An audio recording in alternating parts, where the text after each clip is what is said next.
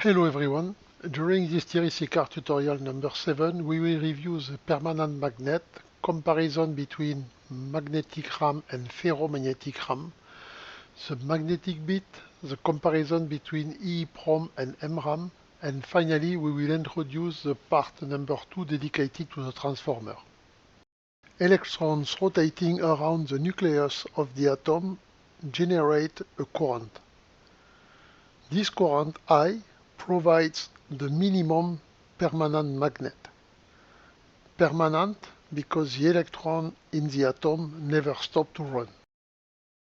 In the iron magnet, all the atoms has electrons rotating around.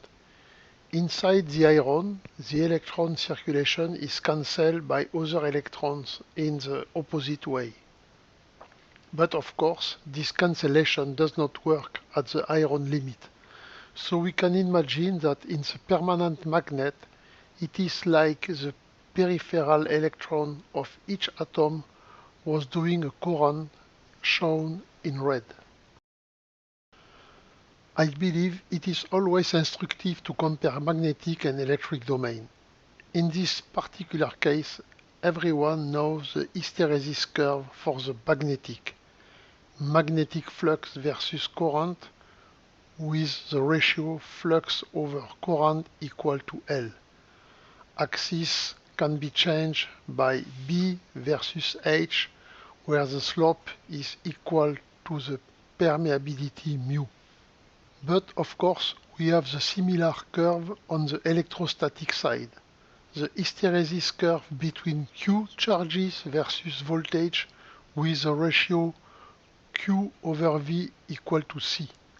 Axis can be changed by vector D versus vector E, where the slope is equal to the permittivity epsilon. For magnetic side, after the magnetization, when H goes back to 0, we have still a magnetic flux. In the same way, in the electrostatic side, after forcing a voltage across the capacitor, when the voltage goes back to 0, we have still charges stored in the dielectric. Those both hysteresis curves are the memory principle of the magnetic RAM and the ferromagnetic RAM, called MRAM and FRAM. In the 60s, to store information, engineers used a ferrite Tor crossed by two perpendicular currents to create a magnetic field, B, in the Tor. Around the 2000s, MRAM bit was done based on magnetic tunnel junction. B equal mu0 mu r h and h equal I over L. But as we use two currents at 90 degrees, the sum of both currents is I times root square of 2. If we take the same current of 20 mA on both cases, we will have a mu r of 1000 in the ferrite compared to the mu r of 1 in the MRAM cell. But at the end, because of the different magnetic lengths, both ratio mu r over L are the same order of magnitude, giving almost the same final magnetic field. But of course, the dimensions are much smaller for the MRAM, with 2.5 micrometer compared with the 6 mm. In the MRAM, to write a bit we use the two write line at 90 degrees.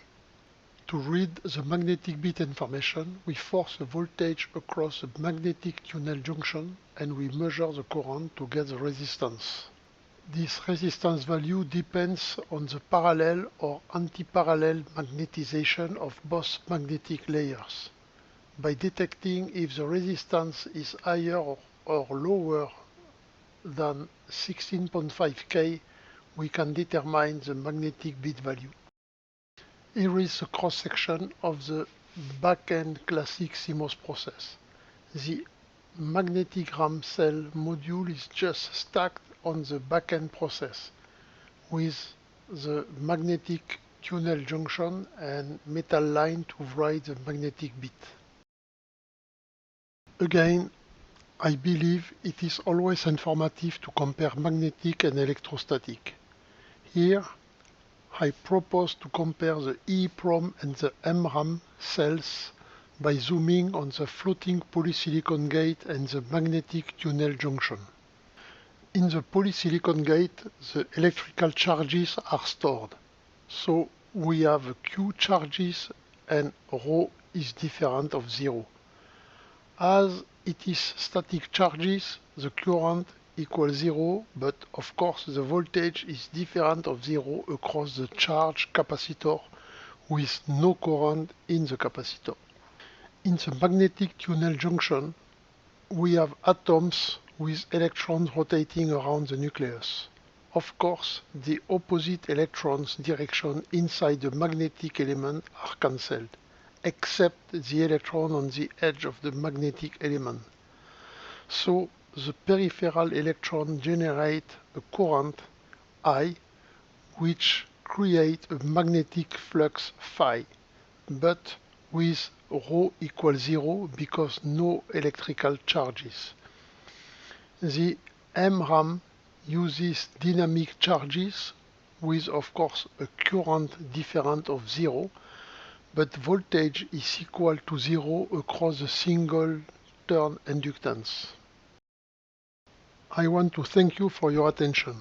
On my next IRIS-ICAR tutorial number 8, we will start the part number 2 dedicated to the transformer. Of course, we will add a secondary coil with NS turns. Primary and secondary will use the inductor physical model. Thus, both models will use a common magnetic circuit to build the transformer. See you soon and stay tuned.